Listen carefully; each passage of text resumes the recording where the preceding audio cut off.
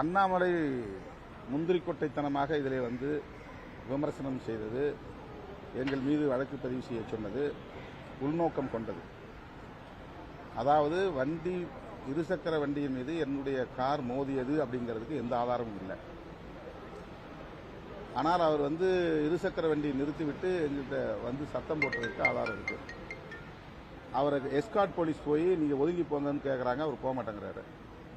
அதன் பிறகு அங்கு இருந்த எங்க இயக்க தோழர்கள் தம்பி ஒதுங்கி நில்லுங்க, தள்ளி போங்கன்னு சொல்றாங்க, அவர் போக மாட்டேங்கிறாரு. அந்த இடத்துல நின்று வீம்புக்கான ஒரு விவாதத்தை நடத்துறாரு, வாக்குவாதம் பண்றாரு.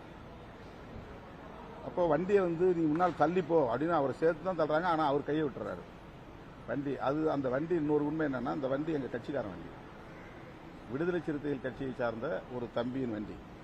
அந்த வண்டியை அவர் 12:30 மணிக்கு எனக்கு ஒரு இடத்துக்கு போகணும், வேணும், கொடுங்கன்னு சொல்லி வாங்கியிருக்கிறாரு. ஆனால் 12:30 மணிக்கு அந்த இடத்துல அவர் போகல. 2:30 மணிக்கு நான் நிகழ்ச்சி முடிச்சுட்டு வரும்போது தான் அந்த வண்டியை எடுத்துட்டு வராரு. அவர் முன்னால் யாருமே இல்லை, எந்த டிராபிக்குமே இல்லை. நினைச்சிருந்தா சரன்னு வேகமாக போயிருக்கலாம், அல்லது இடது பக்கத்தில் நிறைய இடம் இருந்துச்சு, இடது பக்கத்தில் ஒரு ஒதுங்கி போயிருக்கலாம், அல்லது வண்டியை பார்த்த பிறகு ஒரு கட்சி கொடி யாரோ வராங்க, சரி அவங்க போட்டோம் அப்படின்னு அவர் தள்ளி நின்றுருக்கலாம்.